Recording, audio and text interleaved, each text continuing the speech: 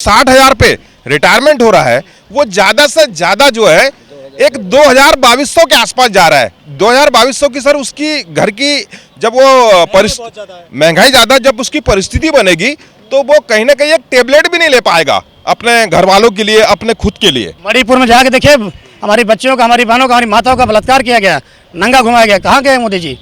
नारी वंदन लेकर के आए, वो महिला आरक्षण भी लेकर आए। महिला आरक्षण में जाके देखिए, महिला आरक्षण धरातल पर कब आएगा उसकी कोई सूचना नहीं है। वो केवल छलावा उसी तरह है जैसे 15 लाख रुपया 2014 में वादा किए थे, अभी तक किसी के खाते में 15 पैसे नहीं आए। ओबीसी सोया नहीं हुआ, ओबीसी को भ्रमित किया गया है, ओबीसी को तमाम मुद्दों में बांटा गया है। जातिवाद फैला करके हिंदू और मुस्लिम के नाम पर देश को बांटा जा रहा है, देश की अखंडता को। मानेसर यादव, बिट्टू बजरंगी लोहार, हरियाणा के ये ओबीसी यादव हैं, वो सॉरी ओबीसी हैं। हमको ना तो हिंदू धर्म से खतरा है, ना तो मुस्लिम धर्म से खतरा है। हमको इन तानाशाही लोगों से खतरा है जो लोकतंत्र की हत्या कर रहे हैं, संविधान बदल रहे हैं और भारत को इंडिया, इंडिया को भारत बन करके दुरुपयोग कर रहे हैं। तो कर रहे हैं, गुलामी के शब्द है इंडिया। गुलामी के शब्द नहीं है ये। लोकतंत्र में हमारे संविधान लिखने वाले जो लोग थे, संविधान के उसमें सरकार बनाने वाले लोग थे, वो लोग जो थे इनसे बहुत बेहतर थे, इनसे दूरदर्शी थे। ऐसा कुछ नहीं है, विकल्प तमाम है। ऐसा नहीं कि मोदी न रहने के बाद देश नहीं चलेगा, देश चल रहा है, चलेगा। ये भारत है। कह रहे हैं चंद्रयान पे मशीन पहुंचा दी हमने। यहाँ की जो संस्कृति है धर्मनिरपेक्ष है। G20 करा दिए, G20 कराए वो। G20 कराने से नहीं होगा कुछ। G20 में जितने भी हैं प्रगतिवादी सोच के होने चाहिए।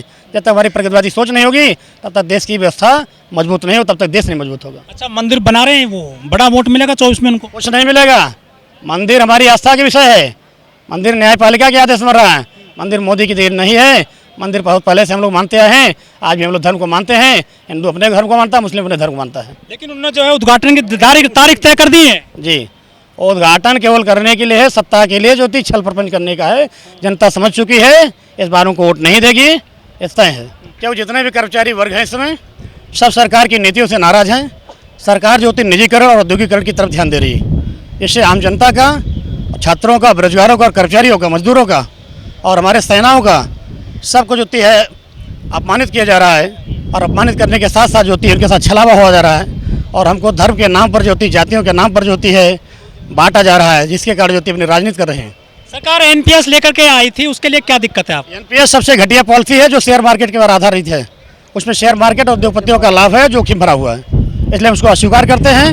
वो अगर इतनी अच्छी रहे तो जितने भी एमपी और एमएलए हैं, जितने सरकार के मंत्री हैं, ये लोग ओपीएस को वापस कर दें, हमको दे दें और एनपीएस में उनको दे देता हूँ। लेकिन 2004 में अटल बिहारी सरकार थी, अटल बिहारी वाजपेयी की, उन्होंने ओपीएस को खत्म किया था। अटल बिहारी वाजपेयी जी को यह दूरदर्शिता का परिणाम है, जिसके कारण जो आज कर्मचारी आज यहाँ रामलीला मैदान उपस्थित हैं।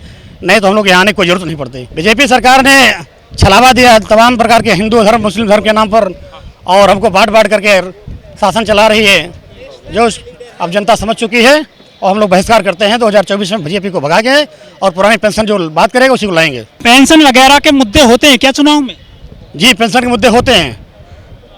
2022 में भी मुद्दा था, उसके बाद में यूपी में सरकार बीजेपी की आ गई, डबल इंजन सरकार उत्तराखंड में आ गई। फिर भी उसके बाद भी कुछ कर्मचारी वर्ग है जो समझ नहीं रहा है। उनको तब समझ में आया जब उनके बच्चे जाकर सड़कों पर भीख मांगेंगे और कूड़ा बीनेंगे। आपको ओपीएस चाहिए या फिर आपको सनातन हिंदू धर्म और मंदिर चाहिए? आपको धर्म नहीं चाहिए। हम जो धर्म के हैं धर्म को मानते हैं, हमारे आस्था का विषय है।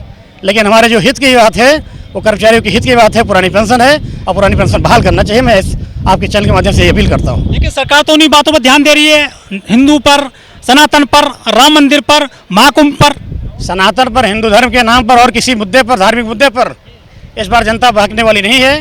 ये जनता जो होती है सब समझ चुकी है। ना तो 5 किलो राशन पर भागने वाली है, और सब अपने मुद्दे को समझ रहे हैं।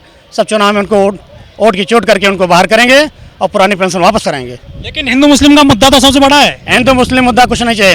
हमारे देश को चाहिए एकता और अखंडता में बांधने के लिए एक विकास चाहिए और एक पेंशन चाहिए। कर्मचारियों को, मजदूरों को, किसानों को और हमारी सेनाओं को सम्मान चाहिए। मजदूरों को 500 रुपये देती है सरकार, किसानों को देती है 6000। अपने बच्चों को किताब नहीं खरीद सकता है, बच्चों को पढ़ा नहीं सकता है, तो उसके बच्चे आने वाली पीढ़ियाँ वो भी भिखारी बनेगी। आत्मनिर्भर बनिए आप। आत्मनिर्भर तभी बना जा सकता है जब हमारी आर्थिक शक्ति मजबूत रहेगी, तभी हम आत्मनिर्भर बन सकते हैं। और भीख मांग कर कोई आत्मनिर्भर नहीं बन सकता है। लेकिन मोदी जी तो वीआरएस दे रही है, आप पेंशन मांग रहे हैं। वीआरएस हमारी इच्छा पर डिपेंड होना चाहिए। वीआरएस अपनी स्वेच्छा से लिया जाता है। वीआरएस का मतलब होता है अपनी स्वेच्छा पर लेना चाहिए। कोई सरकार दबाव नहीं दे सकती है। रेल हो या भेल हो, गेल हो, सेल हो, सब में जो है निजीकरण हो रहा है, तब आप कहाँ चले जाते हैं? निजीकरण के नाम पर जो थी देश की रोजगार को खत्म किया जा रहा है, आरक्षण को खत्म किया जा रहा है और हर व्यवस्था को उद्योगपतियों के हाथ में दिया जा रहा है। तो आपको पता नहीं है कि ये चीजें जो आपके खिलाफ जा रही हैं, आप इनका विरोध करें डट करके? विरोध कर रहे हैं हम लोग, आवाज मीडिया हमारी सुन नहीं रही। हमारी जो गोदी मीडिया है, तमाम जो उद्योगपतियों के जितने भी मीडिया है वो हमारी बात को उठाना नहीं चाहती है। इसलिए मैं आपके सोशल मीडिया के माध्यम से कहना चाहता हूँ, मोदी सरकार को समझ आना चाहिए अभी समय है ना, 2024 उनको वोट की चोट से बाहर किया जाएगा। कह रहे हैं कि तीसरी बार मोदी जी प्रधानमंत्री बनेंगे। नहीं बनेंगे। उन्होंने बैनर छपवा दिए हैं देश दुनिया में। बैनर छपवाने से लोकतंत्र नहीं बदल जाएगा। लोकतंत्र में सबको अधिकार है वोट देने का और जनता समझ चुकी है, आने वाले चुनाव में जवाब देगी। डेमोक्रेसी नहीं, ये डिक्टेटरशिप है। मोदी और अमित शाह चला रहे हैं देश को, जनता जो थी भरगलाने पर आ गई है। और इसकी छाती है मोदी जी की, दुनिया में डंका बज रहा है उनका। डंका कुछ नहीं बज रहा, डंका केवल गोदी मीडिया के चैनल पर दिखाई पड़ता है। डंका तो जाकर धरातल पर देखिए, गांव के किसानों गरीबों को देखिए। पूरी दुनिया घूमे मोदी जी। दुनिया घूमने के लिए तो उनके पास पैसे, उनके पास सरकारी धन है, उस सरकारी धन का दुरुपयोग कर रहे हैं। संसद में कौन महिला फोटो खिंचवा रही है मोदी जी के साथ में, तो खुश है काफी? कोई नहीं खुश है। उनके जो तथाकथित जो है चमचे हैं वही खुश है और कोई खुश नहीं है। अच्छा, ओबीसी महिलाओं को नहीं मिला आरक्षण? देखिए, आरक्षण में हम लोग सपोर्ट करते हैं महिला आरक्षण का, जब तक उसमें पिछड़ों का दलितों का जब तक अलग से आरक्षण निर्धारित न हो जाए तब तक उस आरक्षण का हम लोग विरोध करेंगे। क्योंकि महिलाएं पिछड़ी और दलित जाति में उतनी मात्रा में नहीं पड़ी हैं, इसलिए महिला पिछड़ी और दलित जाति की महिलाओं को कोई लाभ नहीं होने वाला नहीं है। सर, क्या लग रहा है तीसरी बार चाय उबलेगी, लग रहा है आपको?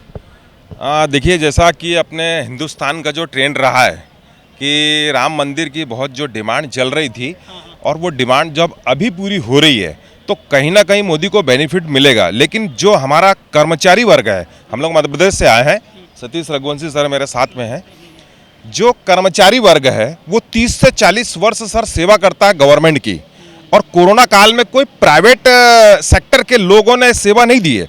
कोरोना काल में जो सेवा दी है वो गवर्नमेंट सेक्टर ने दी है, अपनी जान जोखिम में डाल के, क्योंकि वो गवर्नमेंट सेक्टर के आदमी थे।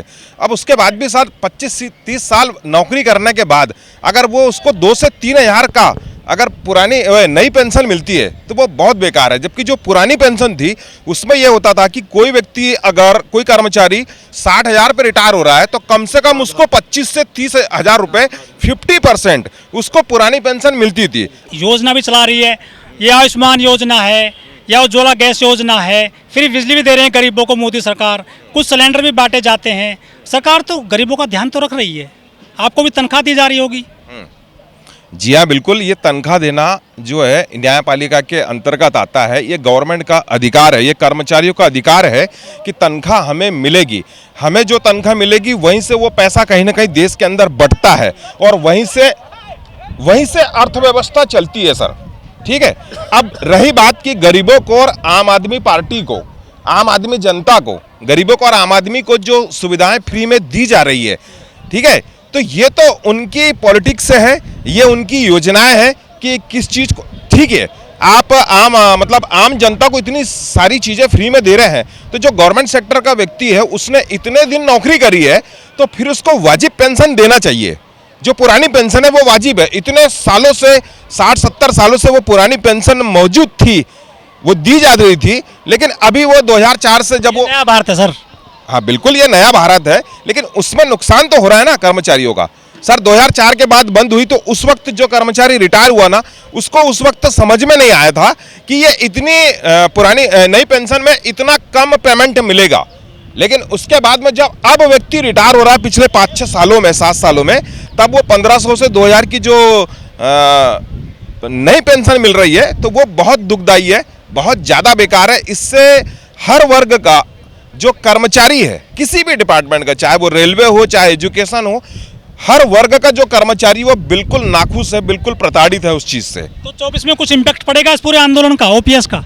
हाँ सर बिल्कुल, आंदोलन मंदिर वगैरह वोट नहीं दे पाएंगे। दोनों चीज बता रहा हूँ, सत्य बोल रहा हूँ आपके सामने कि जो मंदिर है, भारत की जनता, जो करोड़ों जनता जिसकी वो ख्वाहिश थी, जिसकी वो उम्मीद लेकर बैठी थी कि कभी ये मंदिर बन सकता है क्या, वो मोदी जी ने कर दिखाया। हम उनकी प्रशंसा करते हैं, तारीफ करते हैं। उन्होंने जो जम्मू कश्मीर में 370 धारा हटाई, उसकी भी हम बहुत ज़्यादा तारीफ करते हैं।